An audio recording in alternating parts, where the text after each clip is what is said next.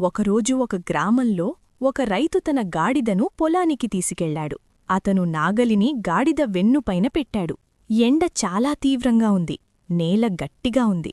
అయినా గాడిద ఒక్కసారి కూడా నెమ్మదించలేదు. అది మళ్ళీ మళ్ళీ వేగంగా నడుస్తూ యోధుడిలా నాగలిని లాగింది. కొద్ది సమయంలోనే మొత్తం పొలం సిద్ధమైంది. అది చూసి రైతు ఆశ్చర్యపోయాడు. అతను పెద్దగా నవ్వుతూ గాడిద దగ్గరకు పరుగెత్తి వెళ్లి దానిని గట్టిగా కౌగిలించుకొని ఇలా అన్నాడు, "నువ్వు కేవలం జంతువు కాదు, నువ్వు నా బలం." ఆ మాటలు విని గాడిద చెవులు ఆనందంగా కదిలాయి. ఆ సాయంత్రం రైతు గాడిదపై కూర్చుని ఇంటికి వచ్చాడు. గోతిలో కట్టే ముందు మళ్లీ దానిని కౌగిలించుకున్నాడు. దాని కళ్లలోకి చూసి మెల్లగా ఇలా అన్నాడు, "నీ కష్టాన్ని నేను గౌరవిస్తున్నాను. నీ బలం నాకు ఎంతో విలువైనది." ఆ మాటలు విని గాడిద గర్వంగా అనిపించింది. ఆహారం వల్ల కాదు, ఆ ప్రేమతో చెప్పిన మాటల వల్ల. మరుసటి రోజు రైతు మొక్కజొన్న విత్తాలని నిర్ణయించాడు. 2 భారమైన విత్తనాల సంచులను గాడిద వెన్నుపైన పెట్టాడు. గాడిద ఒక్కసారి కూడా ఫిర్యాదు చేయలేదు. అడుగడుగుగా ఆ భారాన్ని పొలానికి తీసుకెళ్ళింది. రైతు మళ్లీ దానిని తట్టుకొని కౌగిలించుకొని ఇలా అన్నాడు, "నువ్వు నా ఉత్తమ స్నేహితుడివి. నువ్వు లేకపోతే నేనేమీ కాదు. ఎందుకంటే కొన్నిసార్లు కొన్ని మంచి మాటలు అలసిపోయిన మనసుకు మళ్లీ జీవం పోస్తాయి." రోజులు గడిచాయి, నెలలు గడిచాయి. చివరకు పంటకోతకాలం వచ్చింది. ఈసారి రైతు చాలా పెద్ద మొక్కజొన్న కట్టను గాడిద వెన్నుపైన పెట్టాడు. అది ఇంతకు ముందు కంటే చాలా భారంగా ఉంది. గాడిద కష్టపడింది, అయినా నడిచింది. ఎందుకంటే అది నమ్మింది, నా యజమాని నన్ను నమ్ముతున్నాడు. అచాత్తుగా ఆకాశం మబ్బులతో నిండిపోయింది.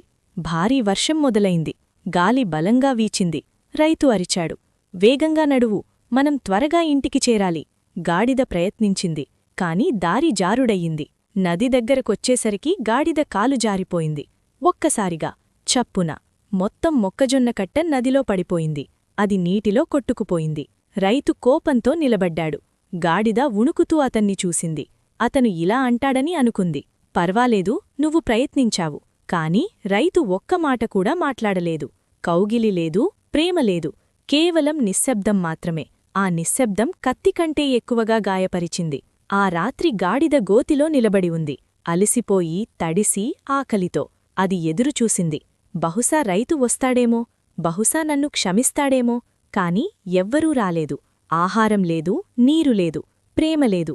ఆ నిశ్శబ్దంలో గాడిద లోపల ఏదో విరిగిపోయింది. దాని శరీరం కాదు, దాని మనస్సు. మరుసటి రోజు ఉదయం థక్ థక్ థక్ ఎవరో గుంత తవ్వుతున్న శబ్దం వినిపించింది.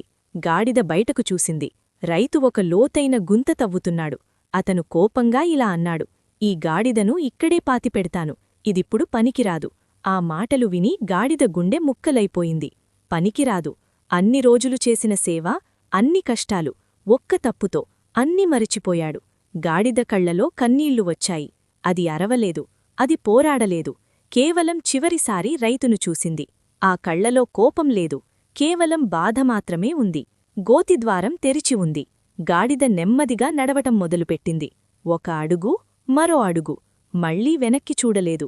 ఎందుకంటే మీ విలువను మీ ఉపయోగం మీదే కొలిచే చోట అది ఇల్లు కాదు, అది జైలు. జీవితం కూడా ఇలాగే ఉంటుంది. మీరు 1000 సార్లు మంచి చేసినా ఒక్క తప్పు చాలు కొందరు అన్నీ మరిచిపోవడానికి. అదంటే మీరు విలువైనవారు కాదని కాదు, మీరు తప్పు మనుషుల దగ్గర ఉన్నారని మాత్రమే. మీ విలువను మీకు ధన్యవాదాలు చెప్పినవాళ్లతో, చెప్పనివాళ్లతో కొలవకండి. మీ నిజమైన విలువను దేవుడు మాత్రమే తెలుసు. ఎందుకంటే ఆయన మీ మనసును చూస్తాడు, మీ కష్టాన్ని చూస్తాడు, మీ నిజాయితీని చూస్తాడు. కొంతమంది మీకు అవసరం ఉన్నంత మరకేముంటారు, కాని దేవుడు మీరు పడిపోయినప్పటికీ మీతోనే ఉంటాడు. కాబట్టి లేచి నిలబడండి, ముందుకు నడవండి. ఎవరి కృతజ్ఞత కూడా మీ మంచితనాన్ని దోచుకోనివ్వకండి.